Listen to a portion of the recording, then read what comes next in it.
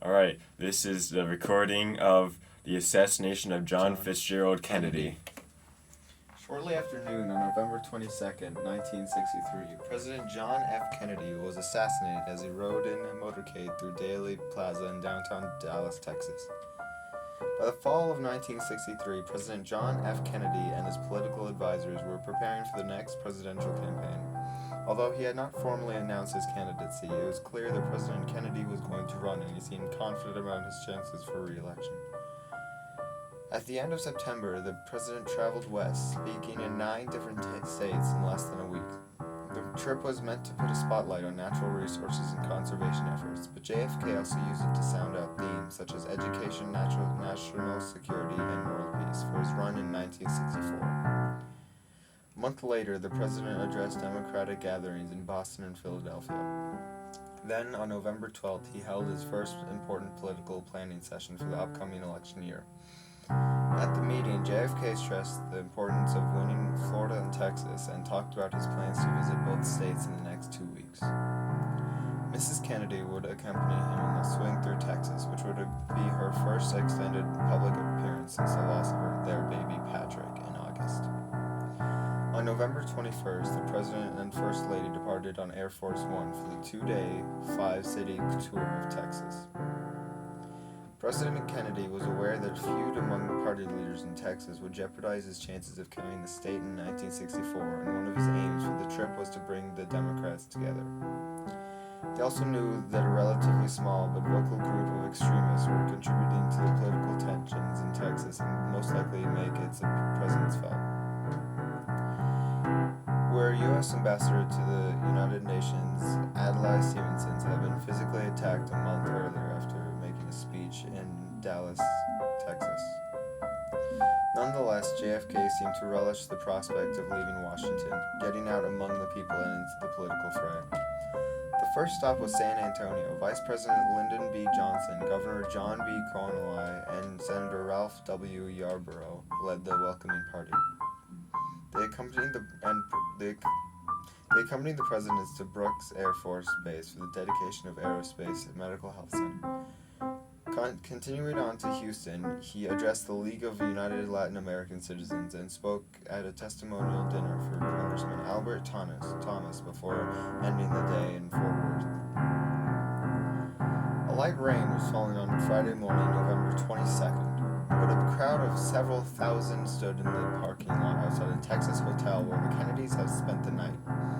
A platform was set up, and the president, wearing no protection against the weather, came out to make some brief remarks.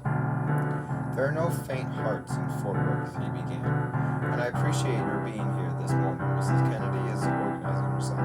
It takes longer, but of course she looks better than we do when she does it." He went on to talk about the nation's need for being second to none defense and in space, for continuing growth in the economy, and the willingness of citizens of the United States to assume the burden of leadership. The warmth of the audience response was palpable as the president reached out to shake hands amidst the sea of smiling faces.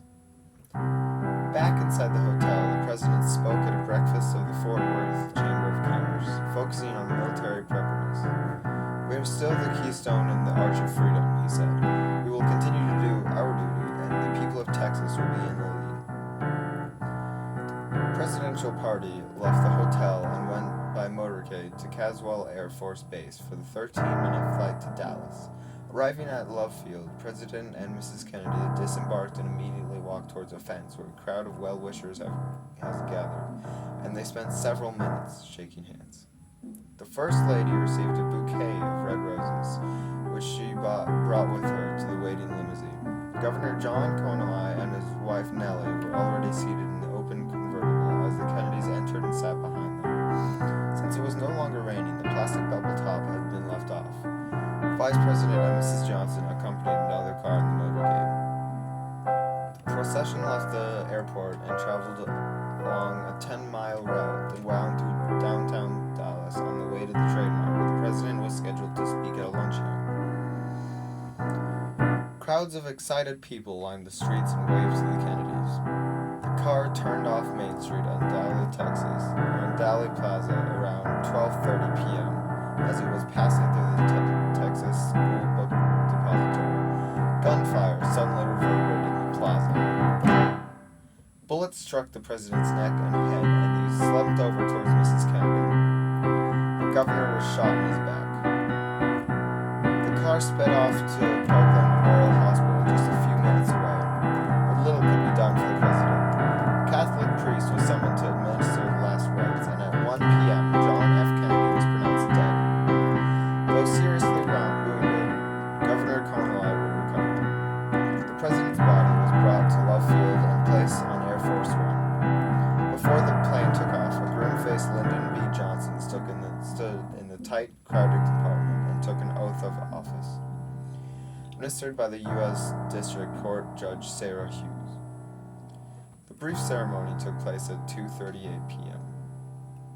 Less than an hour earlier, the president has arrested Lee Harvey Oswald, a recently hired employee at the Texas School Book Depository. He was being held for the assassination of President Kennedy and the fatal shooting there afterwards of patrolman J.D. Tippit on a Dallas street. On Sunday morning, November 24th, Oswald was scheduled to be transferred from police headquarters to the county jail. Viewers among America watched the live television coverage suddenly saw a man aim a pistol and fire at point-blank range. The assailant was identified as Jack Ruby, a local nightclub owner. Oswald died 2 hours later at Parkland Hospital. The same day, President Kennedy's flag-draped casket was moved from the White House to the Capitol on a caisson drawn by 6 gray horses, accompanied by one riderless black horse. At Mrs. Kennedy's request, the cortege and the other ceremonial details were modeled on the funeral of Abraham Lincoln. Crowds lined Pennsylvania Avenue, and many wept openly as the caisson passed. During the 21 hours that the president's body lay in state in the Capitol Rotunda, about 250,000 people filed in to pay their respects.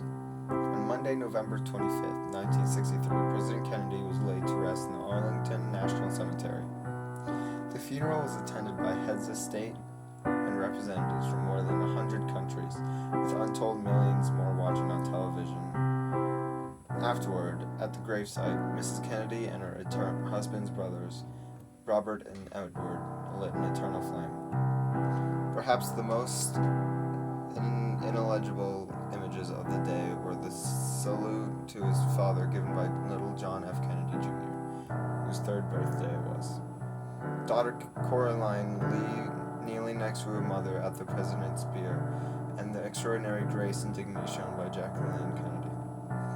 As people throughout the nation and the world struggled to make sense of a senselessness act and articulate their feelings about President Kennedy's life and legacy, many recalled the words from his inaugural address. All this will not be finished in the first 100 days, nor in the first 1,000 days, nor in the life of this administration, nor even perhaps in our lifetime on this planet. But let us begin.